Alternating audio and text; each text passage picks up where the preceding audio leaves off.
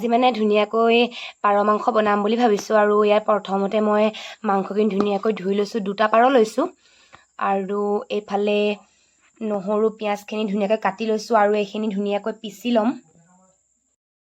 আৰু এনেকৈয়ে পিঁয়াজ আৰু নহৰু আৰু লগতে মানে মই আদা অলপমান দি দিলোঁ আৰু ধুনীয়াকৈ এয়া পিচি ল'লোঁ। আৰু এয়া টেৱাখন গৰম কৰি লৈছোঁ আৰু ইয়াত মই বেলেগ মছলা একো ব্যৱহাৰ কৰা নাই, অকল জালুক আৰু জিৰা ভাজি লৈছোঁ এনেকৈ। আৰু জিৰা আৰু জালুকখিনি অকণমান গৰম হ'বলৈ দিছোঁ, মানে খুন্দিবলৈ তেতিয়া অকণমান ভাল হয়। জিৰা আৰু জালুকৰ গুড়িখিনি এনেকৈ ধুনীয়াকৈ পিচি ল'লোঁ। আলুখিনি ধুনীয়াকৈ ধুই এনেকৈ কাটি ল'লোঁ। আৰু এতিয়া ধুনীয়াকৈ গেছটো জ্বলাই লৈছোঁ। কেৰাহীখন পাতি দিছোঁ, অকণমান গৰম হৈ লওক।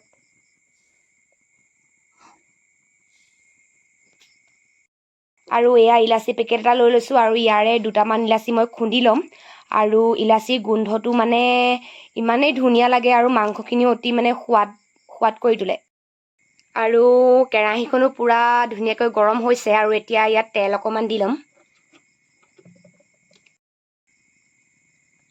আৰু তেলখিনি গৰম হৈ লওক। আৰু তেলখিনি বহুত ধুনীয়াকৈ গৰম হৈ গৈছে আৰু ইয়াতে আমি পিচি থোৱা আদা নহৰু পিঁয়াজৰ পেষ্টটো দি ল'ম।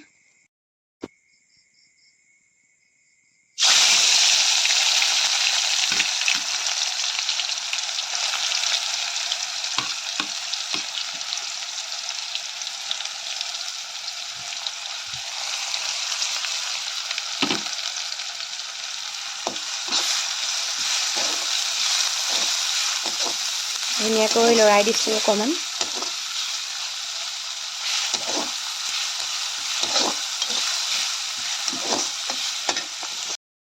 আৰু লগতে 2খিলা তেজপাত দি দিছোঁ।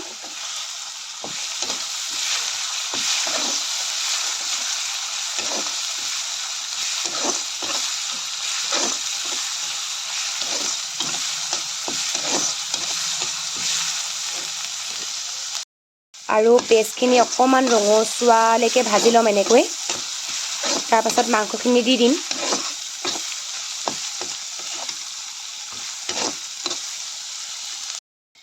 আৰু ধুনীয়াকৈ মাংসখিনি ইয়াত দি ল'ম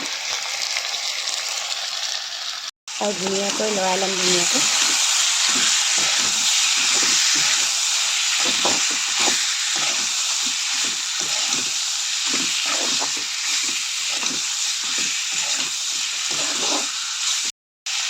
আৰু এনেকৈয়ে অকণমান দেৰি লৰাই থাকিব আৰু মাংসখিনি যিমানেই লৰাব সিমানেই খাবলৈ ভাল হ'ব।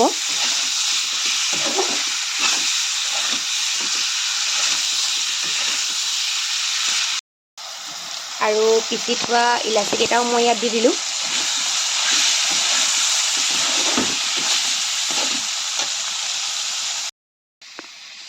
আৰু আলুখিনিও এতিয়া দি দিম মই। ধুনীয়াকৈ লৰাই দিম।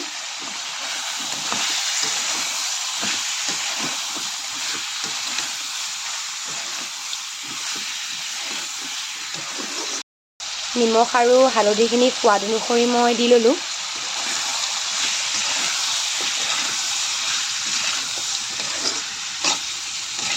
আপোনালোকেও এনেকৈ নিমখ আৰু হালধিখিনি সোৱাদ অনুসৰি দি ল'ব।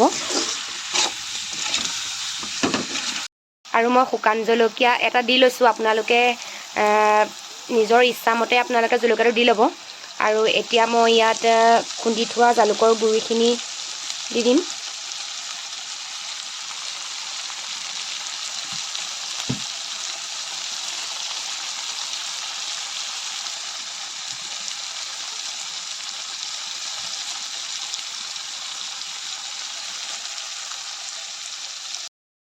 আৰু এতিয়া মই ধুনীয়াকৈ এইখিনি সানি ল'ম।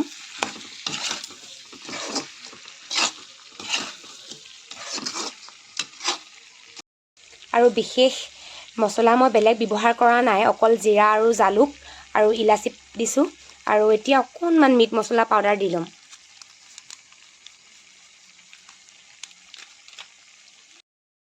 আৰু এতিয়া মই ইয়াতে অলপমান গৰম পানী দি লৈছোঁ। মাংসখিনি সিজিবলৈ দিম।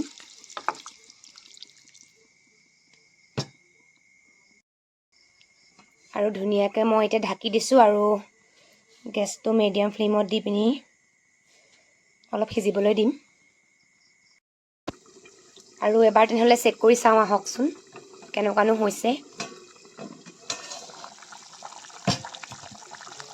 ৱাও, ধুনীয়াকৈ সিজি আছে পূৰা। আৰু অলপমান সময় লাগিব, আলুখিনি আৰু অলপ সিজিবলৈ বাকী আছে। আৰু অকণমান ঢাকি থৈ দিওঁ। আৰু ফাইনেলি হ'ব হৈছেগৈ আৰু আলুখিনিও ধুনীয়াকৈ সিজিছে।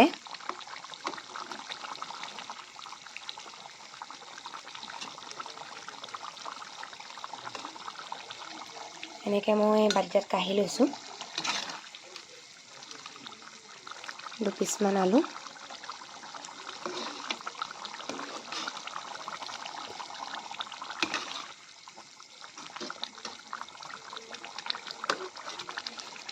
আৰু এইখিনি এনেকৈ অলপমান পিটিকি ল'ম।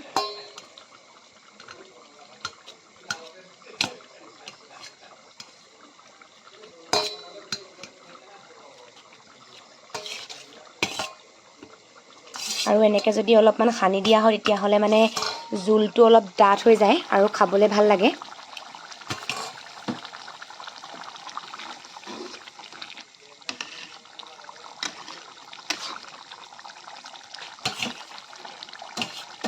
আৰু কালাৰটো কি ধুনীয়া হৈছে চাওকচোন আপোনালোকেও।